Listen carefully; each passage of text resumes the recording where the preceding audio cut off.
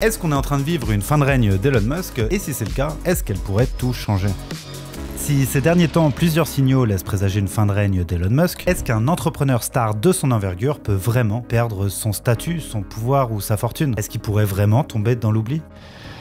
Si c'est le cas, comment ça peut se passer? Est-ce que quelqu'un prendrait sa place? Est-ce que ça serait forcément pire? Ou bien est-ce qu'on peut avoir un peu d'espoir et se dire que le chaos actuel pourrait déboucher sur quelque chose de plus positif? Eh ben aujourd'hui on va faire un peu de politique fiction pour essayer de réfléchir à quoi pourrait bien ressembler l'après Elon Musk.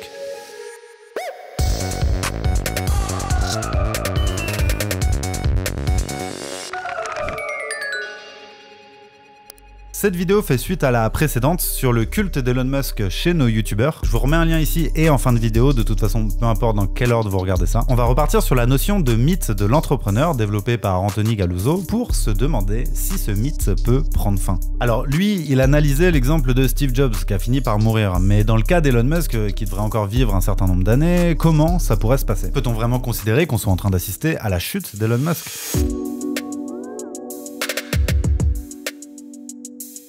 Le 29 mars 2025, dans des villes du monde entier, on a vu des milliers de personnes défiler lors de la Tesla Takedown. Il s'agit plus seulement des quelques dégradations matérielles dont on a pu s'émouvoir sur les plateaux télé. Ils m'ont collé des stickers sur la voiture, c'était écrit Tesla Fire. Mais d'une journée d'action pacifique et mondiale contre Elon Musk. If I have a choice between a car that's built by a Nazi or one not built by a Nazi, I'm going to buy the one not built by a Nazi. À ma connaissance, c'est la première fois que ce traitement est réservé à un entrepreneur et pas à un politicien ou à un chef de guerre. Après ces prises d'opposition transphobes, racistes, complotistes, après avoir réhabilité des influenceurs ou soutenu des partis d'extrême droite, et après avoir effectué fièrement 2 saluts nazis devant les caméras du monde entier, la fin de la Musk Mania a enfin sonné. Et elle semble être suivie de conséquences assez concrètes. Depuis début 2025, sa fortune personnelle serait revenue à son niveau d'avant l'élection de Donald Trump et l'épisode d'euphorie autour de ses entreprises et de son écosystème de crypto. Et au niveau de ces entreprises, il semble enchaîner les mauvaises nouvelles. Le 6 mars, un vaisseau Starship de SpaceX a explosé en plein vol au-dessus des Caraïbes. 4 jours après, le 10 mars, son réseau social X a connu une panne de grande ampleur. Mais surtout, les ventes de Tesla sont en chute libre, à la fois impactées par un boycott mondial contre ses prises de position, mais également par une tendance à la baisse depuis l'été 2024 qui s'explique par une capitalisation boursière surévaluée et des conflits stratégiques avec ses usines chinoises. Et pour l'instant, si on a régulièrement vu son président voler à son secours, Elon Musk est loin de faire l'unanimité au sein du clan Trump. Mediapart explique que son action à la tête du département de l'efficacité économique provoque non seulement de l'instabilité économique, mais aussi des résistances politiques croissantes, y compris de la part de celles et ceux qui ont voté pour Trump. On peut ajouter à ça la contradiction entre les intérêts commerciaux d'Elon Musk et la guerre économique que Donald Trump est en train de mener au reste du monde, qui place régulièrement le milliardaire en porte-à-faux avec son président. Donc bon, jusqu'à quand cette alliance peut-elle tenir? On peut se dire qu'à un moment il pourrait devenir gênant, même pour Donald Trump, qui pourrait bien finir par se débarrasser de son oligarque préféré. D'autant plus si sa fortune ne suffit plus à faire gagner le camp Trump. Comme ça a été le cas le 1er avril dernier, quand le candidat à la Cour suprême du Wisconsin, soutenu à hauteur de 25 millions de dollars par Elon Musk, a perdu face à Susan Crawford, la juge soutenue par les démocrates. D'ailleurs, au moment où j'enregistre, on apprend qu'il serait sur le point de quitter le gouvernement. Donc en fait, après la phase de sidération brutale qui a suivi l'élection de Donald Trump, on se retrouve avec un Elon Musk en perte de vitesse qui voit ses pouvoirs économiques et politiques fragilisés. Mais alors est-ce que cette fragilisation est synonyme de la fin du mythe d'Elon Musk qu'on a analysé dans la vidéo précédente?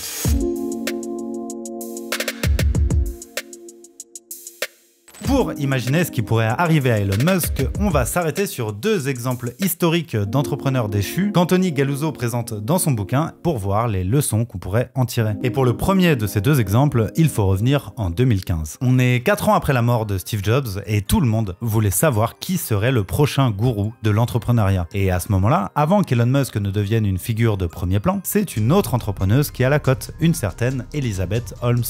En 2015, Elizabeth Holmes, la fondatrice et dirigeante de Theranos, une entreprise se proposant de révolutionner les analyses de sang, compte parmi les candidats à la succession les plus en vue. Il faudrait vraiment le faire exprès pour ne pas voir Steve Jobs en Elizabeth Holmes, lit-on dans le magazine Inc. qui la célèbre en couverture.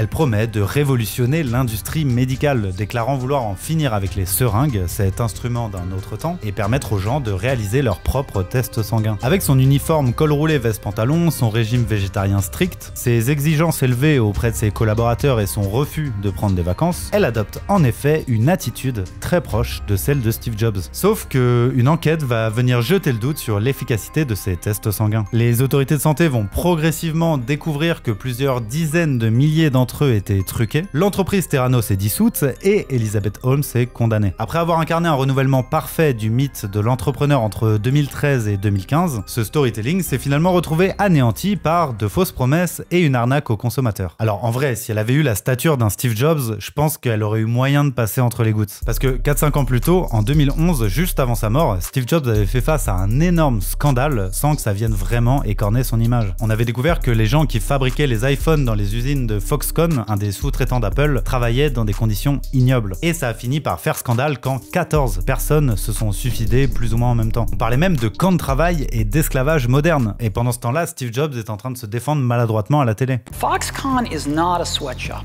I mean, you go to this place and it's a factory, but my gosh, I mean, they've got restaurants and movie theaters and hospitals and swimming pools, and I mean, for a factory, it's a pretty nice factory. Moi je me souviens à cette époque-là, j'étais encore au lycée, c'était d'ailleurs l'année de mon bac, et c'était encore la grosse mode des iPods, et ça commençait à être un peu celle des iPhones. Et il y a clairement eu un avant-après Foxconn. Genre avant, la technologie c'était un peu magique, ça évoluait très vite et on se posait pas trop de questions. Et à partir de Foxconn, c'est là qu'on a commencé à parler des iPhones fabriqués par les petits enfants chinois et tout ça. Je me souvenais pas forcément de toutes les images horribles, mais en tout cas je me souviens assez bien de ce changement de perception. Et en vérité, si ce scandale avait eu lieu aux États-Unis, il y aurait moyen que Steve Jobs s'en soit jamais relevé. Mais comme c'était son sous-traitant chinois, ils ont pu se désolidariser assez facilement du truc. Plus il est mort quelques mois après, donc c'est plus l'image de Apple que de Steve Jobs qu'a pris. Enfin bref, revenons-en à Elon Musk. Elon Musk, à l'image d'Elizabeth Holmes, c'est clairement un habitué des fausses promesses et des coups tordus. Mais je pense qu'à l'image d'un Steve Jobs, il est trop bien implanté pour risquer un downfall pour une histoire de mensonge. Par contre, pour comprendre comment son image pourrait rester irrémédiablement entachée, il y a peut-être des leçons à tirer d'un autre entrepreneur déchu, Andrew Carnegie. Alors perso, je le connaissais pas du tout avant de lire Anthony Galuzzo.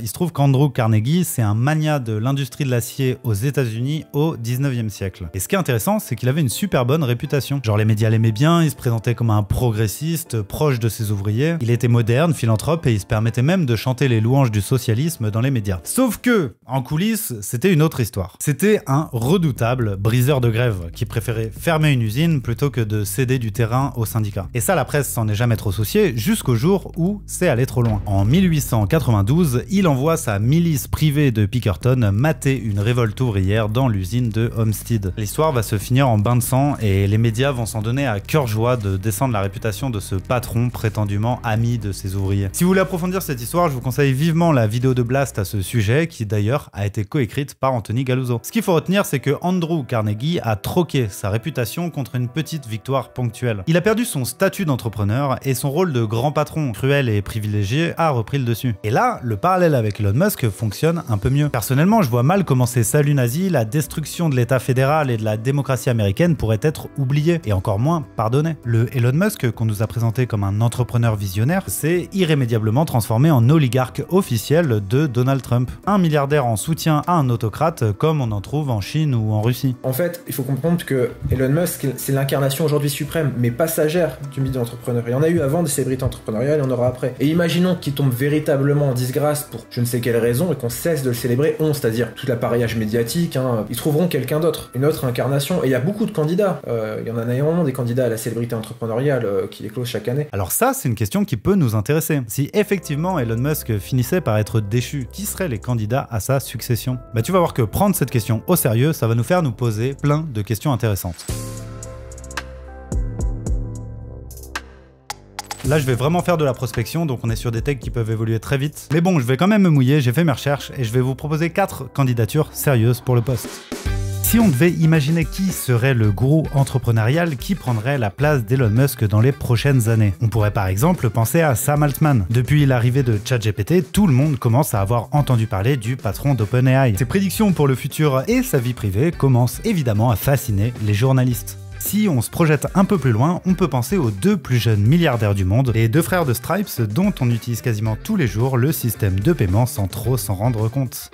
Et pourquoi pas Daniel Ek, ce Suédois présent tous les jours dans tes oreilles, puisqu'en tant que boss de Spotify, il prétend avoir révolutionné notre rapport à la musique. This is really inspiring, this is really powerful and this is meaningful. Et enfin, quatrième et dernière proposition, la seule femme de cette sélection, mais pas des moindres, j'ai nommé Jay Graeber. En tant que patronne du réseau social Blue Sky, elle a offert un refuge à tous les exilés du Twitter d'Elon Musk et se place désormais comme sa rivale naturelle. Sur le plan des valeurs, tout semble l'opposer au tech bro du clan Trump. Lors du festival de la tech SXSW en mars dernier, elle a arboré un t-shirt en réponse aux provocations virilistes de Mark Zuckerberg. Et son histoire personnelle colle parfaitement avec la philosophie de son entreprise. Alors est-ce qu'on ne tiendrait pas ici notre prochaine Elon Musk de gauche? Mundus sine caesaribus. Un monde sans César, c'est ce qu'on pouvait lire sur un t-shirt noir qui fait beaucoup parler, celui de Jay Graeber. Robin des Bois, c'était mon livre préféré quand j'étais petite et c'est vrai que mon histoire peut faire penser à la légende du brigand au grand cœur de la forêt de Sherwood. Tout un symbole pour ma mère qui avait connu la censure en Chine et qui voulait que j'ai accès à une liberté illimitée. Society starts to reflect the structure of its dominant form of communication, and so you need communications infrastructure that is democratic. Are you intending for it to be a kind of new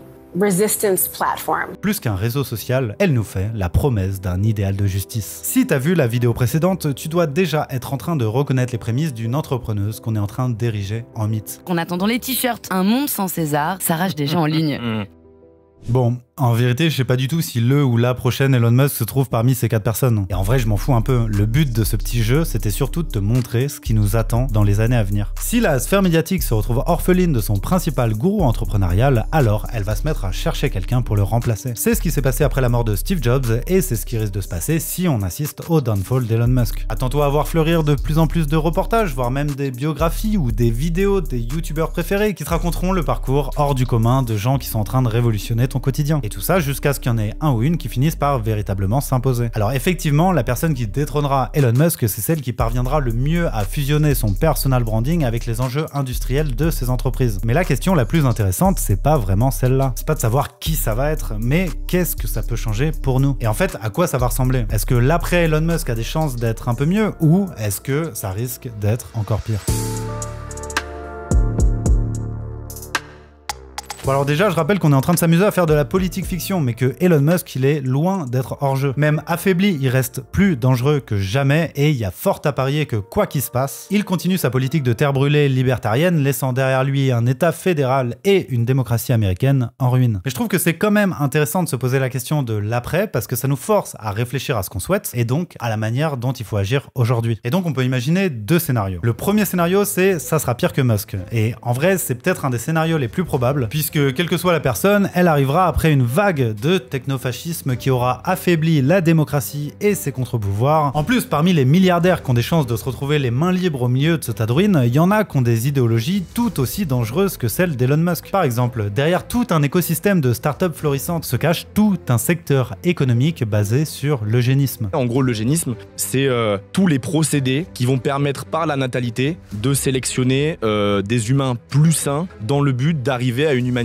améliorée. En novembre 2024, le Business Insider avait par exemple consacré un long reportage à Simon et Malcolm Collins, ce couple de hipsters de l'eugénisme qui fait du lobbying auprès des riches blancs californiens pour qu'ils fassent le plus d'enfants possible. C'est une idéologie qui avance toujours masquée, en se camouflant derrière des nouveaux concepts comme le long-termisme, ou en se cachant derrière le label de Femtech, le secteur spécifique de la santé des femmes. Si vous voulez approfondir tout ça, je vous conseille vivement la vidéo de Léo sur la manière dont la science-fiction a imprégné la manière de penser des milliardaires états-uniens. D'ailleurs, Sam Altman, dont on a parlé juste avant, est un de ceux qui a investi massivement dans la startup Genomic Prediction. En fait, eux, ils veulent sauver l'humanité, mais pas l'humanité, une humanité, et c'est grave, la leur. Et ça rappelle un petit moustachu un peu énervé entre 39 et 45, Oui. ou une série qui comporte une servante écarlate et des scènes très glauques. Donc, si on se méfie pas de ces milliardaires obsédés par la reproduction de leur espèce, c'est-à-dire les riches blancs de la Silicon Valley, on pourrait se retrouver avec des gourous de la tech qui n'hésiteront pas à poursuivre, voire même à approfondir l'œuvre d'Elon Musk. Et donc, l'autre scénario qu'on peut imaginer, c'est de voir émerger quelqu'un qui se place en rupture avec l'héritage d'Elon Musk. C'est typiquement le cas de Jay Graeber dont on a parlé juste avant. Et bon, aujourd'hui, c'est tellement la merde que tu me proposes de remplacer Elon Musk par quelqu'un comme elle, je signe tout de suite. Mais avant de te jeter sur sa boutique de t-shirts en ligne ou d'imaginer un monde dans lequel des multimilliardaires progressistes seraient à la botte d'un gouvernement de Bernie Sanders, il y a une question qu'on doit se poser. Est-ce qu'on a vraiment besoin d'un ou une nouvelle entrepreneur star ? Eh ben, la thèse de Anthony Galuzzo, c'est qu'en fait, peu importe le régime, le mythe de l'entrepreneur trouvera toujours une manière de se renouveler. Selon les régimes idéologiques, on va avoir des incarnations plus ou moins agressives. Imaginons, demain on est un capitaliste qui est un peu aménagé, qui est un peu plus dans le compromis, comme on l'a connu du XXe siècle, qui est davantage redistributif avec une politique fiscale beaucoup plus ambitieuse, etc., etc. Imaginons, ou rêvons, on pourrait s'imaginer donc des entrepreneurs qui sont beaucoup plus, comme l'était un peu Steve Jobs, qui sont beaucoup plus habiles, qui sont dans leur égomanie et leur storytelling tout de même un peu moins fantasque, et qui sont très bons dans le fairwashing, dans le greenwashing, et qui passent pour des humanistes conscients de leur rôle historique. C'est déjà arrivé par le passé. Ça n'empêche pas que le point commun de toutes ces époques, c'est qu'à chaque fois, on a un mythe qui va glorifier une minorité d'individus comme étant supérieure au commun des mortels, et donc légitime à avoir le pouvoir économique et politique. C'est ça la constante. Il pourra donc être plus ou moins progressiste ou conservateur. En se renouvelant, le mythe de l'entrepreneur renouvelle avec lui un certain nombre de constantes. Autrement dit, pour reformuler ça avec les mots d'Anthony Galuzzo, les récits célébrant l'entrepreneur forment des fictions nécessaires à la légitimation de l'ordre social. Si la production de valeur est le fait d'un collectif et non d'un individu, si l'innovation provient de la multitude et non d'un seul, si l'entrepreneur s'approprie des ressources bien davantage qu'il ne les produit, si la chance est un déterminisme bien plus important que le talent pour expliquer la réussite, alors comment justifier la position dominante, l'autorité et les droits de propriété d'une élite ? Si Elon Musk est parvenu à concentrer autant de pouvoir, c'est grâce à son statut d'entrepreneur star qu'on a décrit dans la vidéo précédente. Aujourd'hui, en voyant son pouvoir se fragiliser, on a envie d'imaginer à quoi ressemblerait le monde sans cet oligarque terrifiant. Et bah plutôt que se contenter de craindre le pire ou d'espérer mieux, on a au moins toutes et tous la possibilité d'arrêter de croire à l'individu exceptionnel qui viendrait nous sauver. Parce qu'espérer que notre prochain gourou soit progressiste, ça reste espérer un gourou. Alors combattons Elon Musk, détruisons son techno-fascisme, mais ne déroulons pas le tapis rouge à son successeur. Arrêtons de nous laisser berner par le mythe de l'entrepreneur. Mais surtout, continuez à vous poser des questions, à politiser ce qui vous entoure. Ciao!